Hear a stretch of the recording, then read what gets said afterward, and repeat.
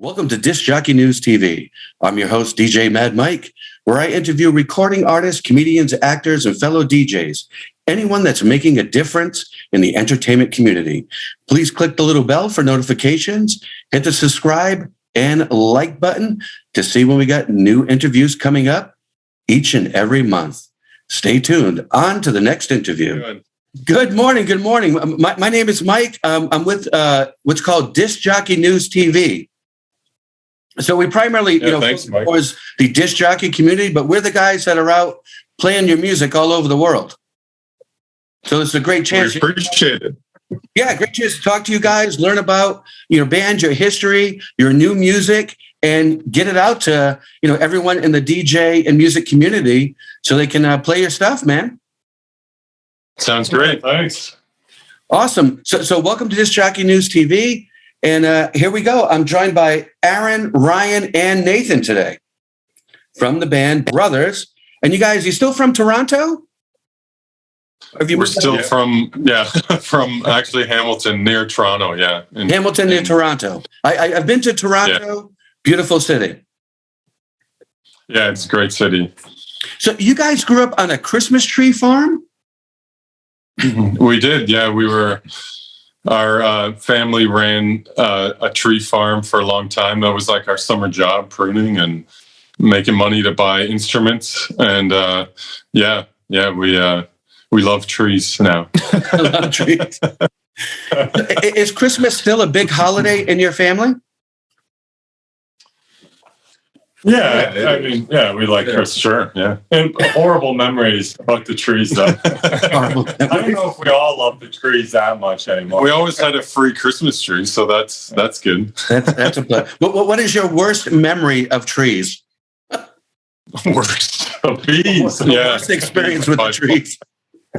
Yeah, the bees and the trees were probably the worst. And the heat. Yeah. The heat and the bees. There used to be massive bees nests that would just encompass the whole bottom of a tree, and you'd have to run a mile to get away from them. So that was the worst.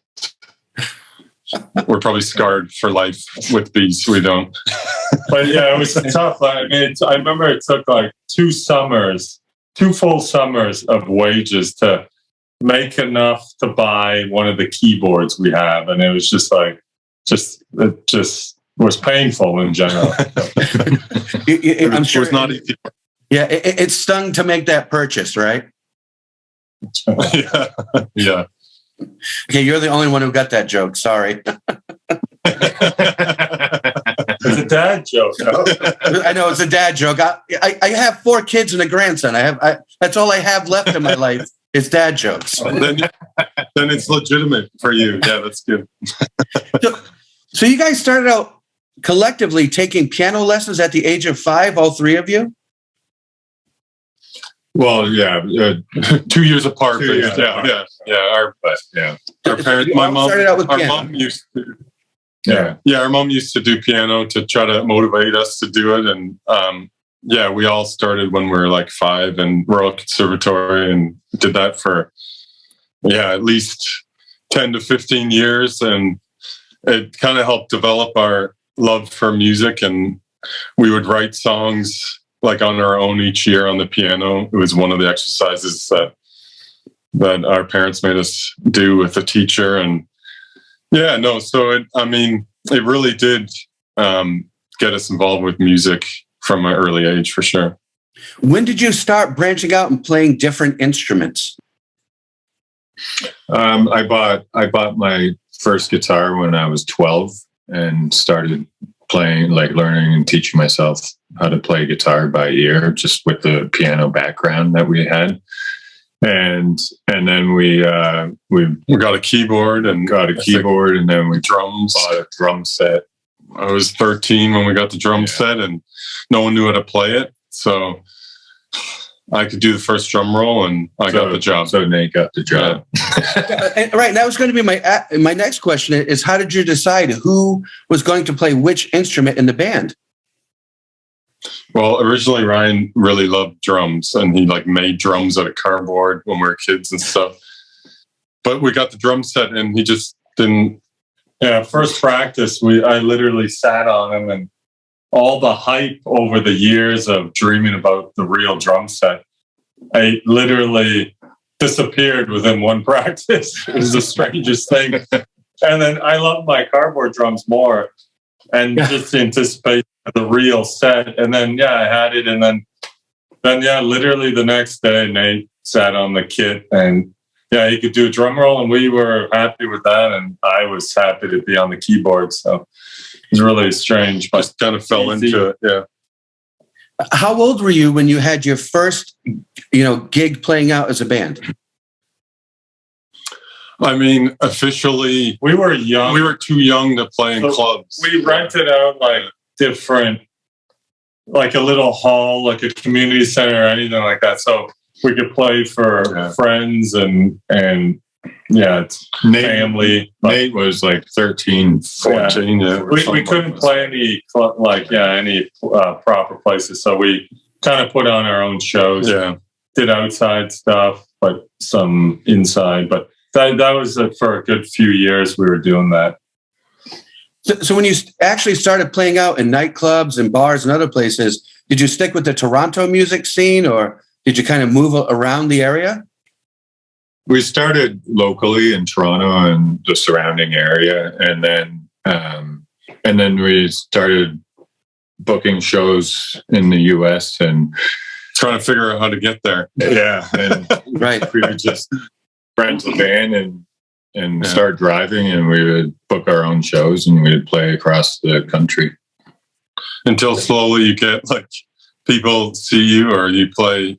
We entered different festivals or contests and stuff, and then we got a manager or something, and then slowly things kind of just snowball, and piece by piece you kind of get. It was a lot of building. Yeah, building. Well, that's right. I think a lot of people don't appreciate the grind and the work that goes into getting to the point where you achieve success. Yeah. It's a ton of work. And I mean, at the beginning, you're playing, you show up in these clubs in different cities, and there's two people in the back having a conversation and not even paying attention to you. It's really, you have to. It takes 10 years to become an overnight success. Yeah. You have to really have the. That is a great quote. 10 years to become an overnight success. I'm gonna steal that. All right. So what were some of the bands that were your early influences? When you started to develop your own style and find out who you were as a band, what was your back like? Who were you listening to prior to that? Well, our parents had a lot of classic records and stuff. And so we listened to Traveling Wilburys, Beach Boys, the Beatles. Yeah, Beatles. Yeah. I mean, even Pet Shop Boys and stuff like that. We had a whole mix of music that we would listen to. So at an early age, we were listening to our parents' vinyls and stuff like that. And U2 was a big influence too when we got into our teens and stuff. So. Yeah, U2 and Bowie and right. Well, and I read that. I listened to some of your other interviews that you did where you were talking about, being on tour with U2 and how you got the drumsticks from Adam Clayton and Larry Mullen. Larry Mullen. Sorry, from Larry Mullen. My brain's moving a little too fast. Yeah, you get the drumsticks from Larry Mullen. Drumsticks. Strange, the bass player with drumsticks. Yeah, that would actually be something very interesting to see. You got Larry's drumsticks, and you guys are actually hanging out with Bono in a club one night, right? Over in Europe? Yeah, kind of how the Brothers EDM stuff started was, we were talking about with Bono how we're in a nightclub, and we're just saying if someone could take this EDM sound and the energy and kind of mix it with a rock undertone or with the lyrical content, melody of rock, and you mash it together, and the live aspect too of performing it maybe live as well as an EDM band. I mean, that would be something really special. So we kind of took that conversation seriously, and we came back to the studio, and then we started kind of messing around with that idea in mind. And that's kind of what started the entire Brothers sound that we have right now. I was going to say, if you go back, to some of your earlier music, like to Wide Awake, it definitely has more of a rock sound. And then coming forward to the new one, The Walls, you have that full EDM, club sound mixed with the rock vibe. Yeah. It's pretty different. Yeah, when you play them back to back, or go back to some of the old stuff. Some of the really old stuff that we haven't released, we don't even listen to anymore because you don't want to go back that far. You think it's horrible, but I think it's horrible. But you have a song called "Used to Be Easy." Do you find it easier now to write and create music, or was it easier, 10 years ago when you were starting out? Silence. I mean, it depends. Some songs come easy and some don't. I mean, I think it's the same as it was before. I mean, some of them will write on the spot, and we play it out. First time, is like written in one shot. And some of them take a lot more time and are a little more. You're recording sessions each day and listening back to them and trying stuff, and they become a little more work. But I don't think there's a real formula to the songwriting. It's for us, we usually just come up with the melodies and the stuff on the spot in like a. It's hard to explain. It just kind of comes to you. It's really organic. We're all in the same room at the same time, and we're just playing.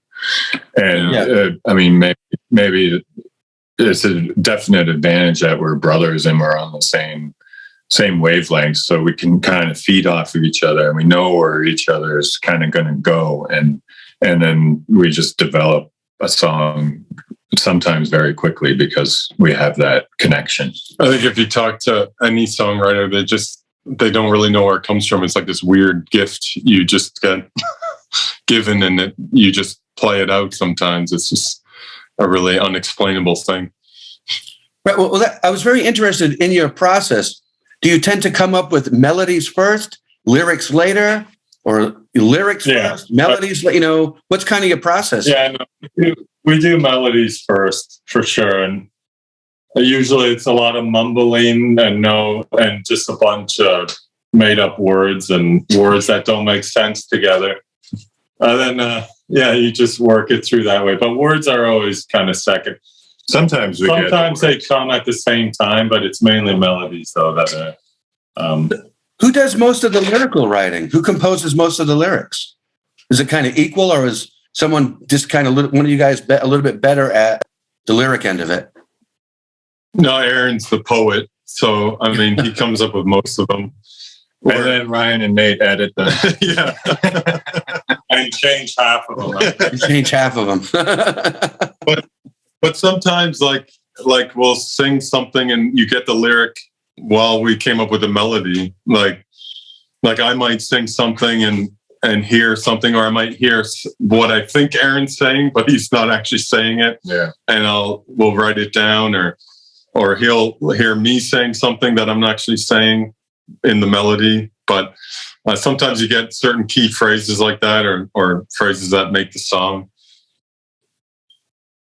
So how many times, I heard you say that, some songs, they just come very natural and you get them all down in the studio, maybe in a session or two. Are there certain songs that you didn't want to let go of? You felt that was a good song there. It just took you a long time to get to that point.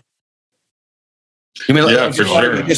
You kept working on for months before you finally got it where you wanted it. Yeah. The problem is if you do leave some songs or parts of songs that are sitting too long, then they just become these parts that you might draw from eventually, but the longer the time goes, the more dangerous it is. It's better to, I mean, it does. I mean, you can always in a year take a melody you really loved and make a song out of it, but you lose the inspiration. It's a little harder to do that. You want to do it as fresh as possible, but good within. There's an expiry on it usually. Yeah, if you don't have a solid before date. Yeah, No, if you don't have a solid chorus, in the first week or something, then you probably are trying too hard. You know, it's right. Well, I just imagine you guys probably have a box of unfinished songs that you started on, and you got to get to a point, and then at some point, you know, like you were saying, maybe you're going to go back, pull it out, and go, now I know how to finish this.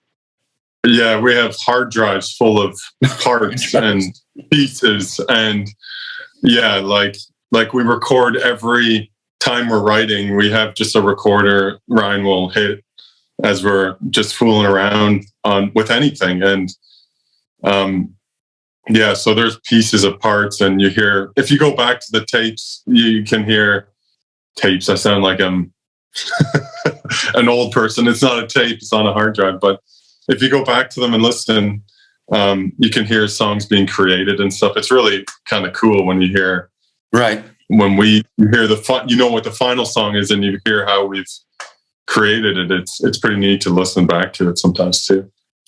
So when you decided to change your sound, right, and start blending the EDM with the rock sound, I mean, how long did you have to practice and write to actually get the sound of who you were going to be or who you are now?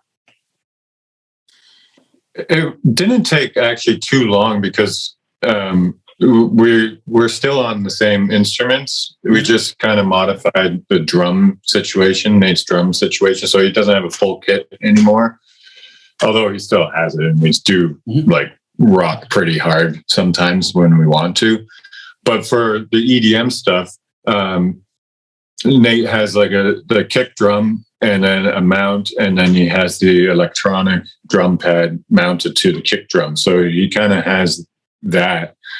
I think we usually write it still, and like we still write it very similar to how we do the rock stuff.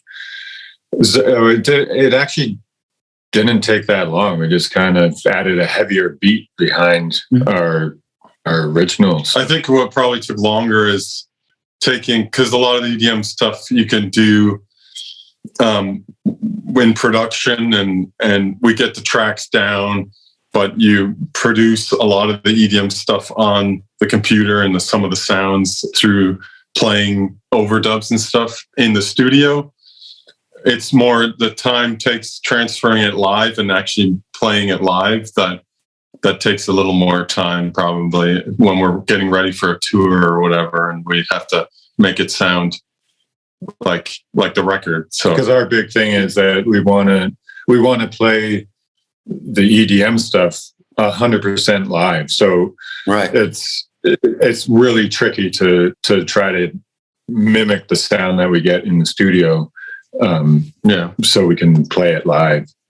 Oh yeah, it's going to be a lot different than playing, you know, rock-based music live. You know, playing EDM live.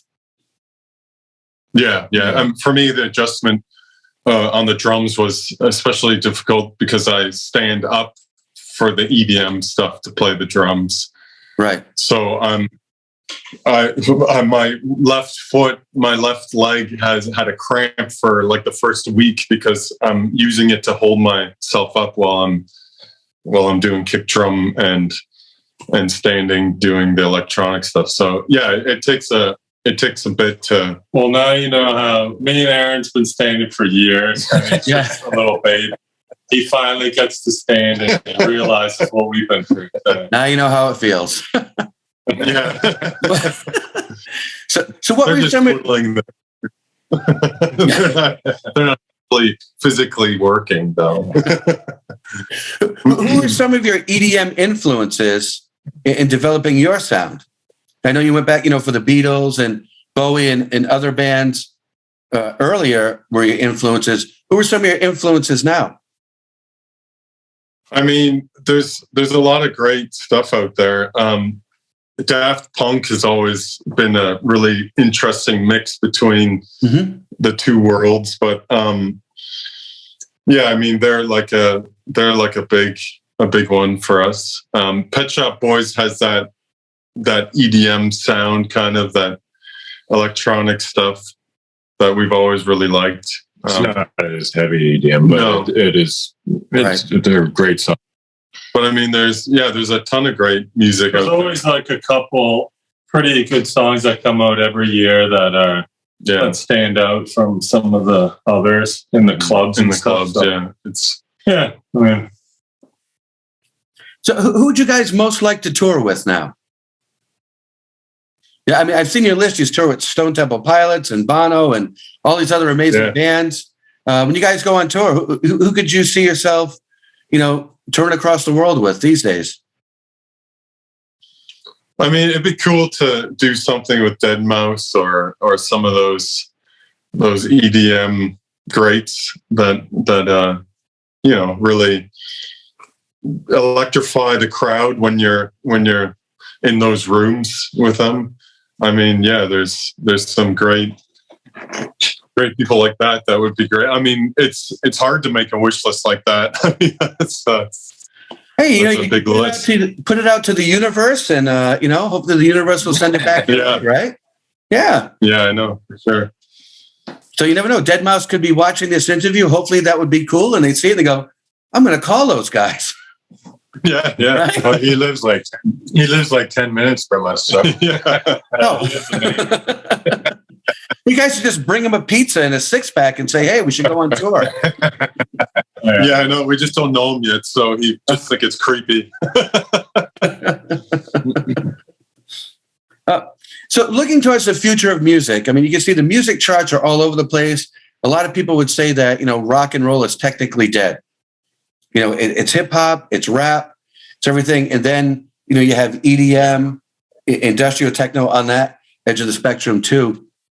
Do you see this as kind of hopefully the future of where music's going to go? That bringing rock back and mixing it with EDM will kind of revitalize that genre? I really think that rock isn't dead. I think it's in a bit of a lull right now. But I think everything kind of ebbs and flows, and I think that maybe people are starting to realize the value in real organic and like just organic music and talent-based music where they want something real. And I mean, you'd like to in that way, I think, in that way, I think rock will eventually come back. And if this is kind of a mashup that kind of promotes that, then that's great too. And if this is the way rock is going to be, I don't think it'll totally be like that. But there's a million different genres of music, really. You can do anything. There are no rules. It'd be nice to think that you're leading the way, but I mean, you can't be naive to think that we're the only ones doing this. But I mean, it's an interesting thing to try to push music all the time, and I think people do that. So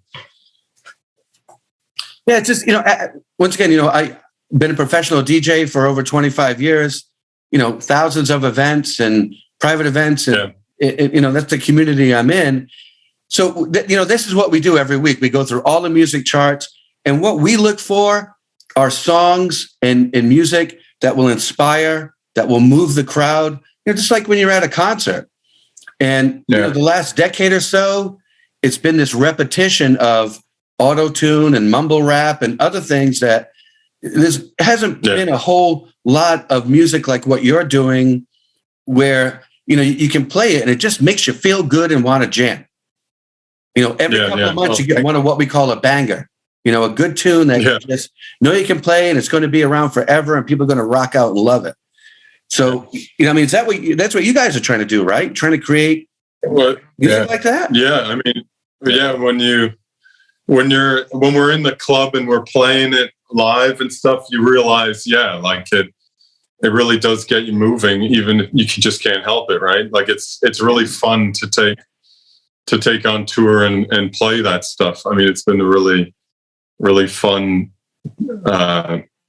translating it live, and it's different than what we used to do with rock, and it's a different crowd, but it's a lot of. But when a song is good and it sends shivers down our spine, then we know it's going to be good. You can just feel it, right? You can feel it, yeah. Yeah. So, do you find it more fun to play out live now than when you were, going back 5-8 years ago? It's definitely less work. We don't carry a piano around with us anymore. Yeah, the instruments are a lot smaller, more compact. Less drums. There's no piano. We used to tour with the rock stuff. We had a piano. So I'm sure you guys have roadies, though, right? You don't have roadies? Yeah, usually. But I mean, for a long time, we didn't. I mean, oh yeah, we did carry piano. No, but it is fun. It's a different experience. It is a lot of fun. I mean, it's different though. It's definitely different for sure. Do you put as much thought into the instruments or type of instruments you purchase as you do into creating the songs? There's certain brands of guitars or keyboards or drums that you prefer over other ones. Sure, yeah, for sure. We have our preferences for sure. Yeah, like we guys. Go ahead. Recording. Yeah. With recording, we prefer certain preamps and stuff like that too. Like, I mean, there's a certain mic that Aaron will only use, and certain keyboards and stuff for sure. Yeah. What is your favorite key to play in? We kind of. You guys that's your department. Yeah. Usually, a lot of songs are in D or A, but it's kind of random though. When we're starting to hit a couple notes to start a song, it's whatever key inspires you, really. Yeah, we don't like to follow any formula. And then usually everyone adapts to that key. The range of singing, everything is based on that original key. We really don't modify the key after the song is made. I think we've only done it once or twice where we've maybe tried adjusting it a little bit. It just really screws up our head. We find when the key change happens, it really changes a lot. So, we've never really... Can only sing falsetto so high. Yeah, I was going to say, Aaron, how does that on your vocals? You ever find you're putting a stress on your vocals, or you just, try and stay within your range? Sometimes, but I find it also kind of inspires different ways of singing. So if the key is, let's say, in D, and we want to go a little bit higher to create a bit of a lift, then Nate and I will start singing it in falsetto, and it adds a different element to the music, where you're not kind of pigeonholed to stay into just your full singing voice range. You can move outside of that, and sometimes good to push it. It kind of inspires different ideas. So what are your thoughts on auto-tune? Oh, I hate the sound of it. You are not alone. I mean, it works for some people, I guess, but we don't use it very often at all. Like, especially unless it's like an effect, really. Yeah, we use it more like an effect. Yeah. We don't rely on it. Mm-hmm. DJs hate auto-tune, so we're right there with you. Yeah. we going back to the word you use, natural, organic, full range. Yeah. We love stuff that has that sound. It's funny how your ear changes though, because when Cher came out with "Believe" and it was used as an effect, that it was so obvious that it was auto-tuned, and it was used as an effect. Now, when you listen to that song, our ears have become so accustomed to auto-tune, and producers are using it like more aggressively than Cher did, when you listen to Believe, you barely notice the auto-tune. Right. We've been our ears have been.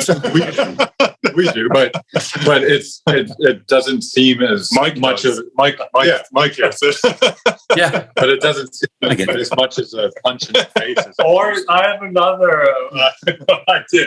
Aaron's ears are just getting more and more old and deaf. As well. Too much dance. No, but I know what Aaron's trying to say. It's much more mild now, for sure. Oh yeah, I would agree with that. His ears are getting more old. So that's just a fact, right? So. Hey, I always say it's not the years, it's the mileage. That's what ends up doing you in. That's the mileage. It really is. But so I mean, so you guys spend, I mean, a ton of time. You're either out playing shows, or you're in the studio, working on new music. How do you each find a work-life balance without getting burnt out? I mean, it is a grind in the industry. We all know that. How do you find your balance? I mean, we used to be like, it was really regimented. We would be in the studio practice every day. Like, I think we've loosened up a bit in our later years, and we come to the studio to, like, it's like our safe haven where we can write, and always coming back home to our studio here. Like, I mean, it feels like back in the time when we first came here to write, you get that comfortability that you don't have anywhere else where we can write. But I mean, it's just a balance of, when we were younger, we were much more like serious about, like, we have to practice every day. Well, it was also because we were getting to a point where we were trying to get to a level of like expert success level, success, like, with quality and stuff. So now, I mean, it's easier to play and write and all that than it used to be, and we can take time not to be in the studio every day. But I mean, yeah, it's tough. It's a tough balance. And I also think with experience that came too, because there were times where we were playing every single night, and we would come home and our bodies would just crash, and we would. I remember one time we were on the way back from New York, and Ryan and I crashed on the way home, and we were so sick just from pure exhaustion, and we were in bed for like 4 days. And so I got a break from 4 days. So you kind of learn from your experience a little bit that you have to kind of take it easy sometimes and balance and have a little downtime. Yeah, you do. You have to have that place where you can just step back and relax, revitalize yourself, and then come back even harder. Yeah, fresh. You get wiser as you get older, I guess. Hopefully, right? We all hope that. Yeah, hopefully. So where do you guys draw inspiration from now? I mean, what, individually, what inspires you? Or where do you go to find inspiration? I mean, it's deep? Funny. I think you can pull inspiration out of everything. Everything, yeah. Even the small things. I mean, you go for a walk in the forest, and that's a nice tree, and you're inspired. Yeah, or I think whatever, like, or the stuff that, like, I mean, if you want to get a little like heavier, then watch just watch the news, and there's tons of stuff to talk about in a song when you watch the news. It could be watching TV, it could be taking a walk, it could be traveling, or anything like that. It's like with anybody, it just comes from everywhere, I think. Yeah, it does. It does. Usually, some people like to go to the beach or go to the woods, like you said, and just clear their head and then draw that. But that's kind of cool. You can just look around, just find little things that inspire you, everywhere you are. I like sitting in a corner staring at a wall. That is like pretty cool. I think also, like I said before, like being in our studio here, has a bit of an inspiration for us when we're together in the room. We always kind of write together.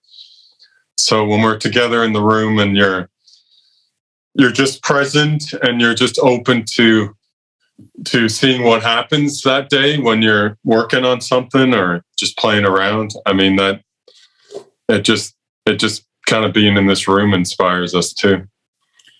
So I take it that Ryan spent a lot of time in a timeout. Staring at it sounded like it was very timeout sounding. Yeah. So, what would you say your message to the world is? You know, as a band, what are you trying to tell the world? I mean, What do you want to tell we them? just try to use. You try to use like we recognize our privilege, so we're just trying to use our platform to make people aware, like for the walls, of just different issues around the world and stuff like that. It seems like it should be our duty to use our platform to. I mean, by all means, we're not changing the world, but we're just bringing attention to certain subjects, maybe in that song particularly, but just to inspire people to enjoy themselves in some of our other songs, and I mean, just relate to maybe some of the things we relate to. I mean, that's what it's really all about, just connecting with people through music, and yeah, just doing our best to try to do that. The Walls is it's almost like an anthem. You know, it comes across as an anthem, you know, the message in that song and stuff. And I mean, is that where you wanted to go with that? Yeah, definitely. That was the intent from that song. I think the first day we started messing around with it, that was the intent with that song. I think we wrote it during the pandemic, and with that going on in the world, there's a lot of everything else going around, like on in the world. Mm-hmm. There was just so much, and we felt like we're like locked up for so long. We just wanted to break out and tear down the walls, and yeah. So that was the intent right from the start with that song. Awesome. Yeah. Hey, so tell me, so you guys what tour dates do you have coming up? New releases? What else is going on? Well, the album's going to be coming out in August. We don't have an official date yet for you, and then we're looking at some dates maybe in Europe later in the summer. So yeah, we'll keep you posted for sure. Just keep posted to our website, brothersofficialmusic.com, and our social media. Will always be updating that for sure. Yes. So what are your social media links? You guys are on the Instagram, on Facebook? Yeah, it's at Brothers Official Music. And yeah, same website is also brothersofficialmusic.com.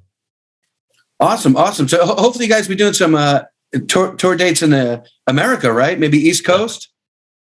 Yeah, we plan to. Yeah, Europe is usually our first stop, but we'll definitely, we love playing in the US for sure. All right, awesome. Hey, this has been a great interview. Thank you guys so much. Anything else you guys want to talk about or let the fans know or get out to the music community? I think we covered pretty much everything. Yeah, it was nice talking with you. Where are you located? East Coast, you said. Which part? I live in the state of Rhode Island. So I'm about an hour south of Boston. Yeah, for sure. Yeah, we've been through Rhode Island many times. Yeah, it's nice. Yeah, I live right on the water, so can't complain. Yeah, that's nice. Well, it's great talking to you, Mike. Hey, you as well. You guys are awesome. I wish you all the best. Thank you so much for today. And yeah, we're going to put this out and get everyone to check out the new album. And we'll put all your social media links. And I wish you guys much success. Yeah, thank you very much. Thanks for having us. Yeah, and hopefully when you come to the East Coast, I'll be able to come in and see you and meet you. Yeah, sure. Perfect. So we'll let you know. It sounds good. Awesome. Take care, guys. Have a great day. Thank you. The Brothers, check out The Walls. Awesome. Thanks, guys. Take care. Peace.